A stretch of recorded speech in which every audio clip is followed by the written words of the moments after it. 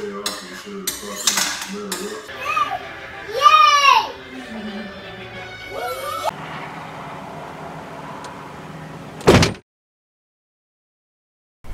has been a TBI kind of week. TBI is traumatic brain injury. I shared with you guys on my last vlog that I took my friend to the ER. Turns out that that was also brain injury related, but we didn't know it at the time. So I shared with you that intro to show you that I have been staying with him at his family's home, his son and daughter-in-law's house, and we've been very blessed to get him the care and respite he needs while there, but it has taken its toll on me.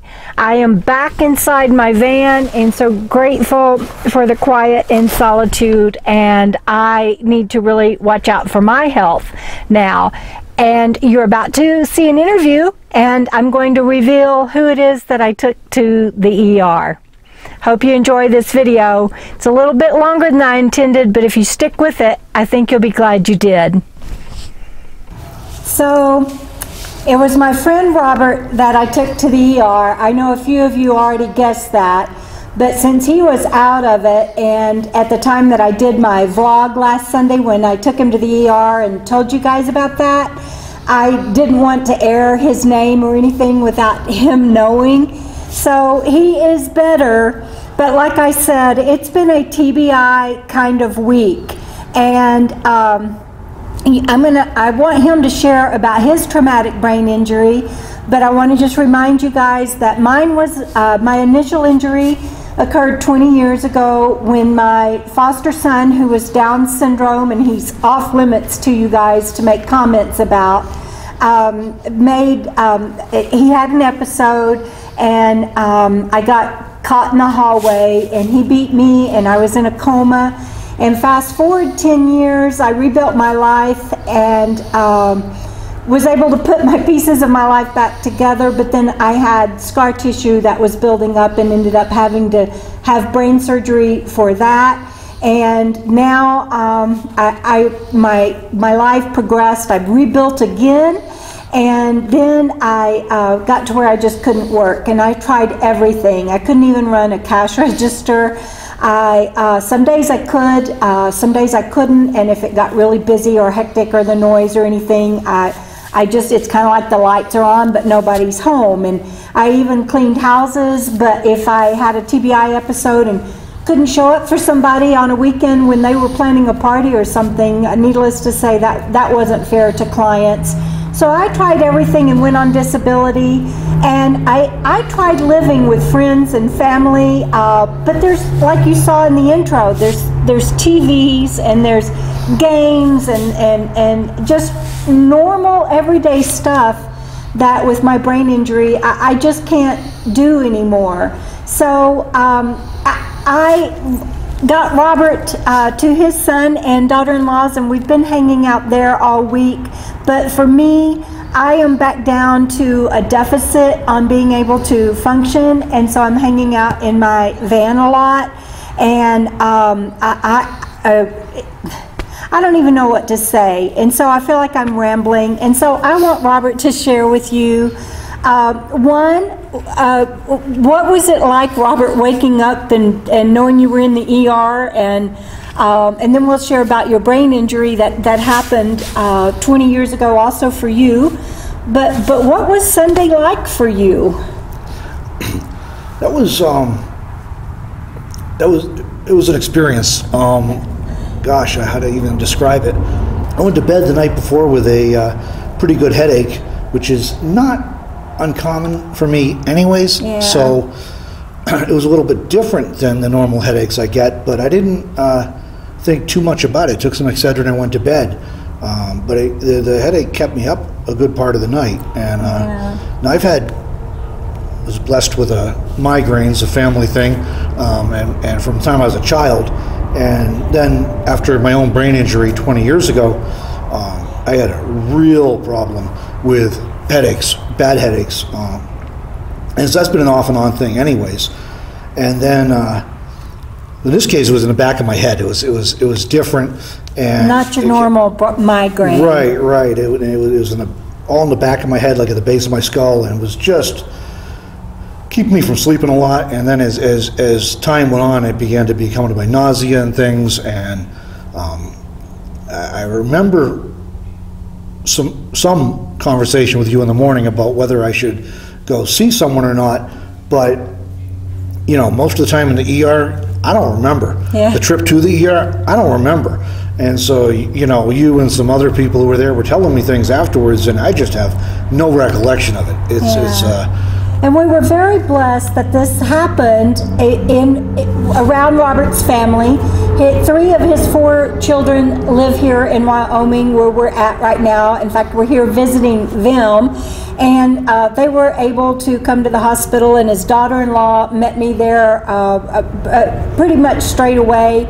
And so tell the viewers, they know me on my channel about my brain injury, but I don't think a lot of people know about your brain injury, Robert. So tell us what happened to you 20 years ago. Sure. I did right around the same time frame, actually. Yeah. It's amazing coincidence. Had a serious traumatic brain injury. It was serious enough they didn't know if I was going to survive to the experience. Fortunately, I did. By all odds, you probably shouldn't have. I was. My father and I were riding horses along the side of a rural country road in upstate New York. Upstate New York, little tiny town, and we were actually, it was Memorial Day 20 years ago, and we were riding down. We were going to ride in the Memorial Day parade, which is kind of a big thing there. All the fire departments and police and ambulances are out, and 4-H, and people ride horses in it. And it's a fairly big thing, and so we were riding that. We were almost to the lineup spot, and passing over a little bridge with low sides on it, and had a box truck coming up toward it. Actually, the road was clear, but he came right in on the horse, and the guy driving the box truck. The guy driving the box truck. I was actually, my last memory is being afraid he was going to hit the horse with the side of the truck. The truck was wider than the cab, and that was my last memory of it, is thinking he was going to hit the horse. He was that close. And apparently the horse then spooked because it was getting crowded on a bridge,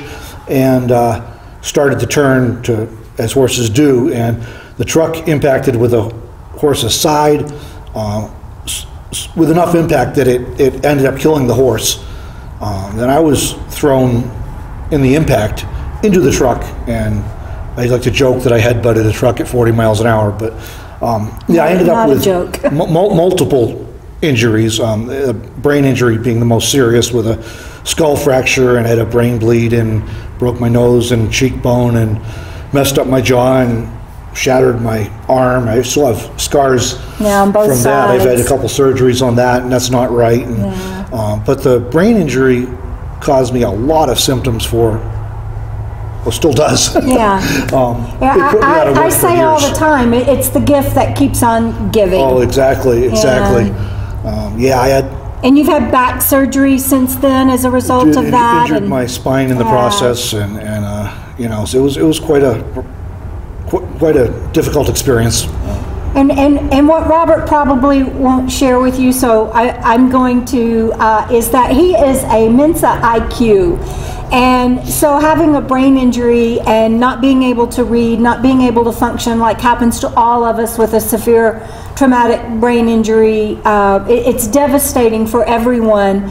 But I think when you have that high of an IQ and your world just changes, it can be even more traumatic, for lack of a better word.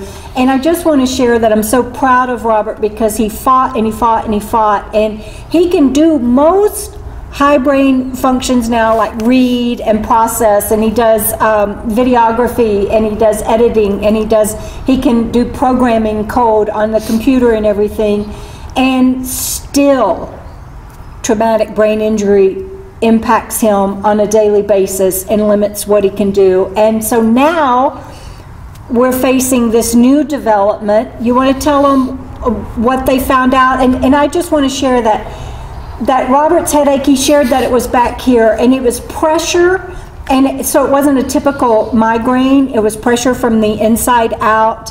And they did all kinds of tests. He was incoherent, babbling a little bit, They thought at first it might be a stroke, and so we went through all kinds of tests that day.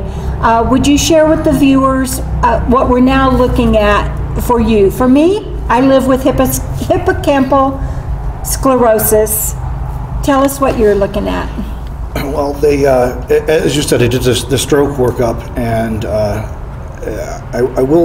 might be a good time to mention here that I was there with you, and I was not able to give consent. Oh, yes. For anything, because my mentation. They drugged was so him bad. Immediately, and then they drugged me. So that interfered with care to a certain extent. They could do things, potentially life intervening things, under the assumption that I would give consent if I was able, but other things they were not able to do because I could not give consent, and I didn't have a healthcare proxy to give consent on my behalf. So that's something I'm working on now. That is something for everybody to think about, and those of us who are on the road, if you do travel with someone regularly, it might be a good idea to consider an advance directive or healthcare proxy for someone you're traveling with, or at least someone back home who will be able to be contacted in the event something like that happens and you're not able to give consent. It was an eye-opener for us because Robert and I do camp together quite often. I have a group of friends that I camp with, and Robert and I are kind of talking about camping together for a while, but that's going to be another broadcast, see, I can't even think, what are we doing right now? Another video that we want to share with you, but we got to get past all this first. But they wanted to run tests on Robert that I couldn't sign for because I wasn't family, and so we had to wait on Stephanie to get there. And again, keep in mind, this was in the wee hours of the morning, and so nobody was awake yet, and family got there as soon as they could and was able to sign. And so he's right. We're working on a proxy now so that if that happens again and it's me and him, I can at least speak on his behalf. And of course I will coordinate with family and everything. And then for me, I have a trustee. The government, when they gave me disability, wouldn't give me money because I used to teach math and science, and I'm a biologist, and I can't run a balance a checkbook anymore, so it's pretty devastating. But I have a trustee. She's my best friend. I love her, and she takes care of me, as well as my friend that helps me with my monthly budget and monies, the two of them together. But they're not here if something happens to me. And so Leslie is my power of attorney and my medical directive and my trustee, but we're going to work on also getting a proxy for Robert. So like he said, it's important if you're out on the road, somebody can speak for you on your behalf. We learned that the hard way. Don't let that happen to you. So we got the test he needed. The final test that told the doctors what they needed to know was an MRI. Right, yeah, the MRI, I don't remember that either because I was drugged up. Every time you would kind of wake up, they'd be like, nah, and put it back out. But what it ended up showing was the reason I'm having the headaches and some of the other things, other neurological symptoms, was that there's essentially an abnormality in my back of my brain. There's apparently a artery is swollen, and not an aneurysm, but it is elongated. And we're talking about in the brain stem. And it's pressing on the brain stem, causing these symptoms. I don't have a ton of information.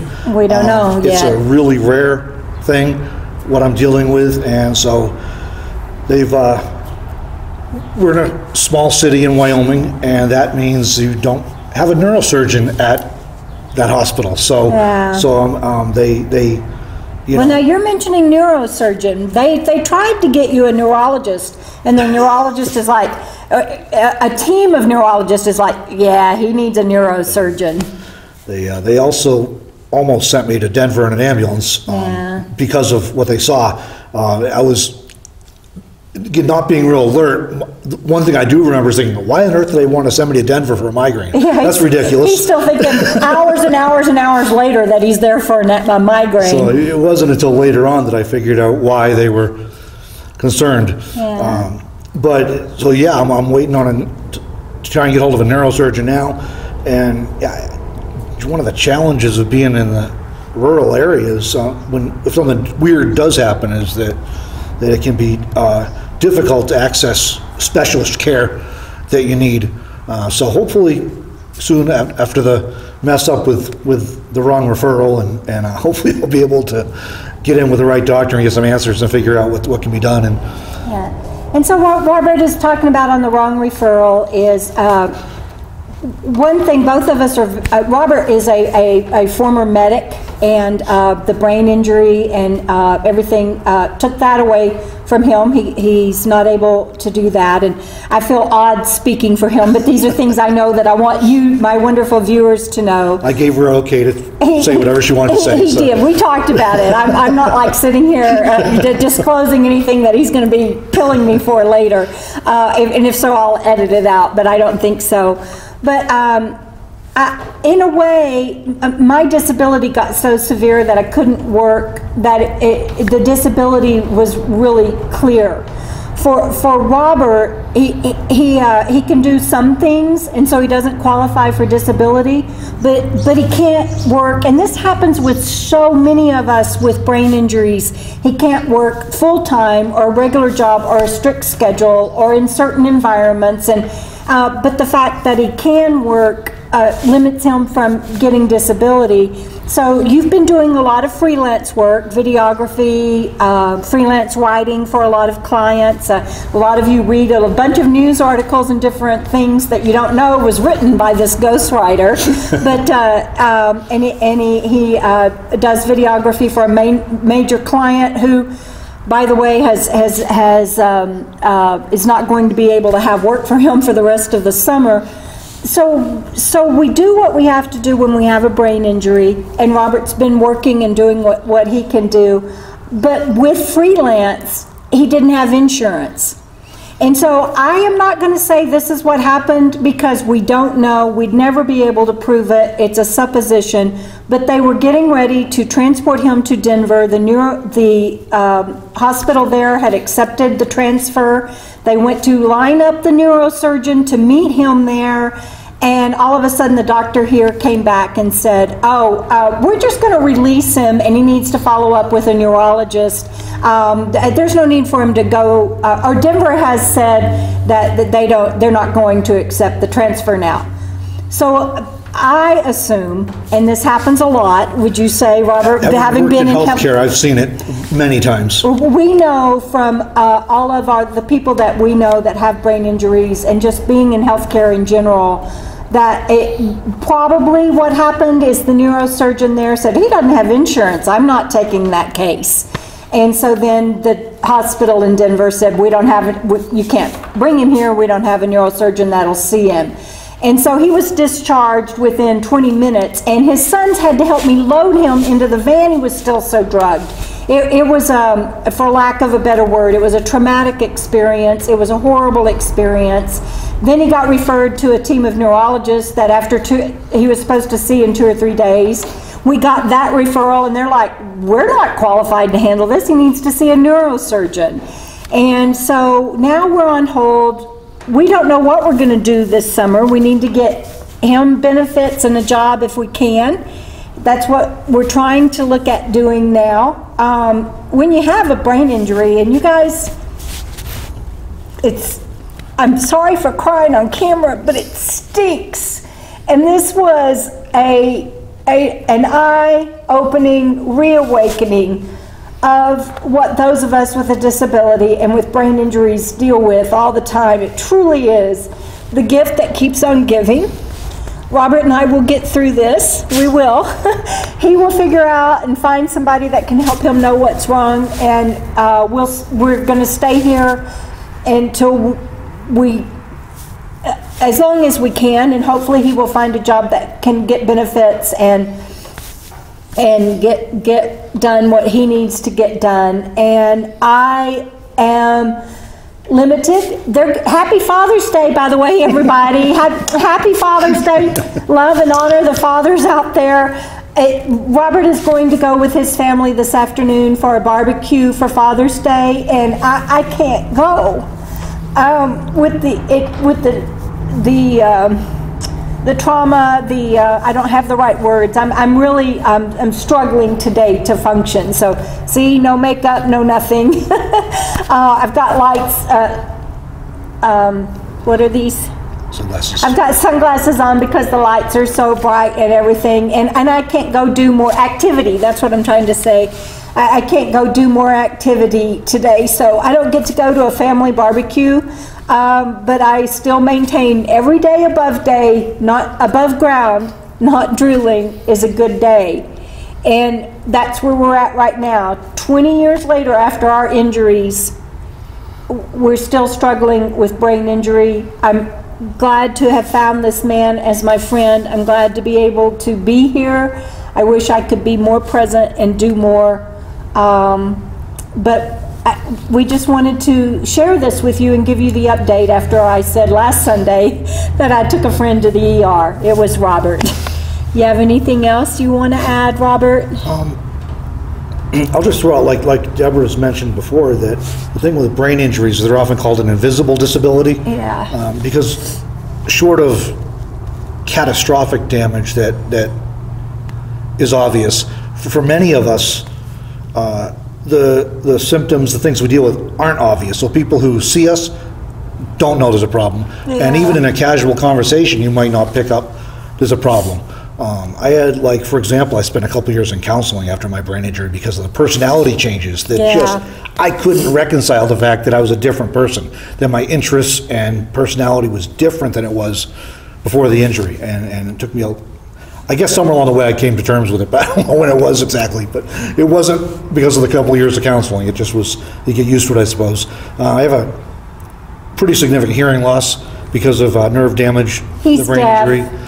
Basically deaf. It's a problem. It is. It's like I used to be a journalist, for example, and it got to the point where I couldn't even hear meetings. I'd be covering a government meeting, and I'd just record it and hope that the audio was good enough that when I played it back on the computer and turned the volume up, I could actually hear what people said at the meeting. Yeah. So there's that. I had seizures for a while. Somewhat different than yours, but hundreds a day, and those fortunately did resolve.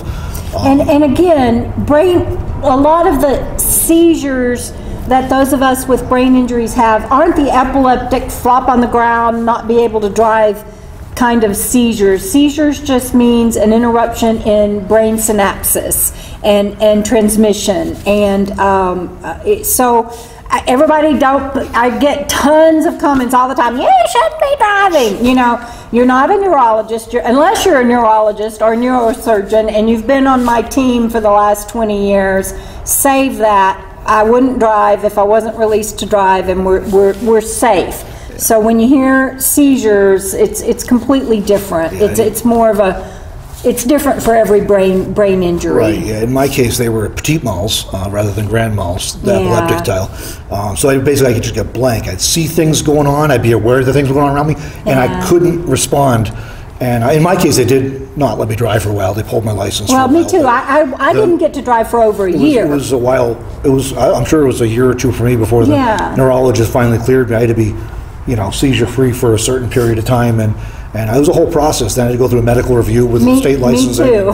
Not a simple process once that gets in the record. Yeah, they make sure you're okay before they give you your license back. Yeah. One of the other big thing I deal with that people don't necessarily see is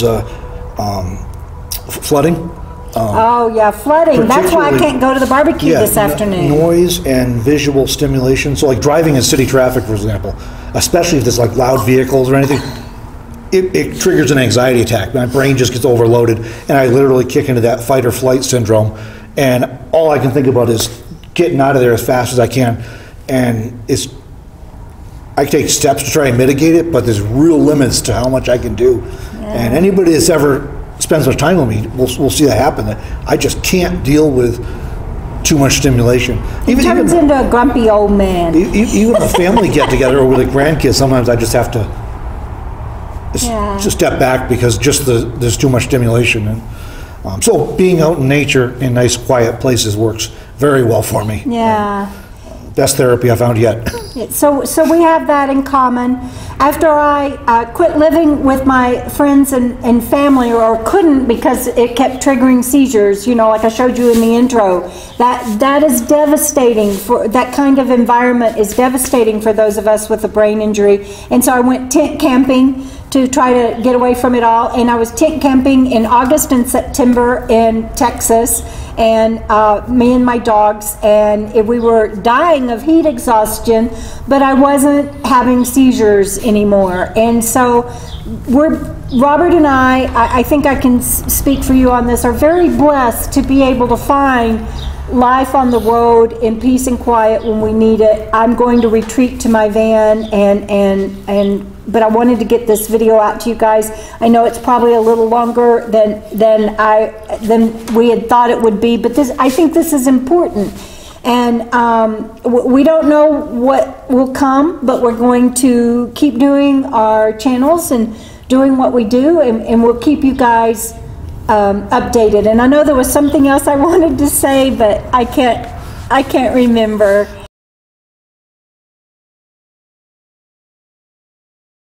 One of the things that we face as brain injury survivors is the uncertainty. These symptoms are new for Robert, but for me, every day, I don't know what the day brings.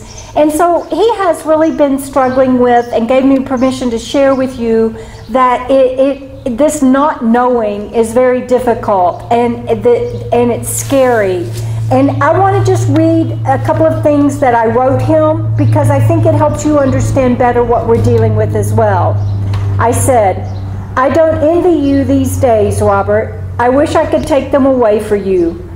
The waiting, the uncertainty, the feeling alone and scared, knowing my brain is all of me, was the hardest days I've ever faced.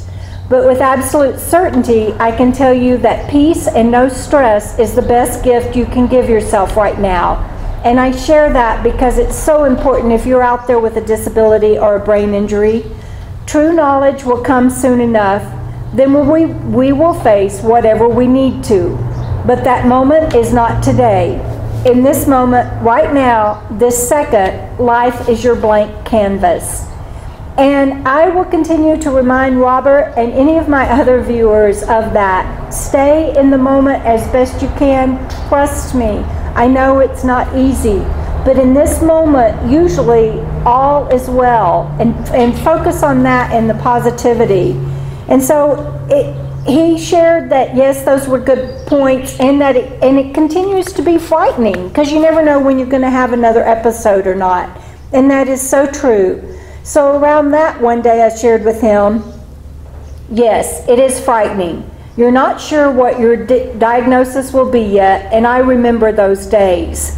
I just want to share, this has been really difficult for me to go through this with Robert, because it brings all of that back up for me, but I'm glad I'm here. All right, so I remember those days. Then eventually there was the surgery, then the recovery, and over time the relapses and episodes began. And now I literally never know when a stressor might be my final undoing, or if a nosebleed will be my final activity on this earth, or if my inability to connect dots will be my last thought before the lights go out for real. Believe me, I really do understand what you are going through. It is terrifying. It is a long journey to acceptance, and you are allowed to take all the time you need. And for any of my viewers that need to hear that, I'm going to repeat it. It is a long journey to acceptance, and you are allowed to take all the time you need. For me, coming to terms with it and striking a balance around it are proving to be more elusive. It truly is a lesson in living in the moment. I will go to sleep tonight, and I'm shared this with him because I've been having a hard time because of all of the activity from the flooding that we shared with you. So I said, I will go to sleep tonight in the negative range, brain-wise. That means I literally don't know what tomorrow will look like, or if there will even be a tomorrow that I am at least aware of. Yes, scary stuff, every day, all the time. But I also know this, and I told him this, and it's true for everyone. If I can live with it and find a way to create a new life from it, you certainly can. I told him, and I mean it. You run circles around me, Robert, and you are amazing. And that's true for you too, my wonderful viewers. Don't ever forget that, ever. Anything else? This covers it from my perspective. Okay, and so we'll lay low, and we're not giving up, and that means that we'll see you down the road, everybody. Bye.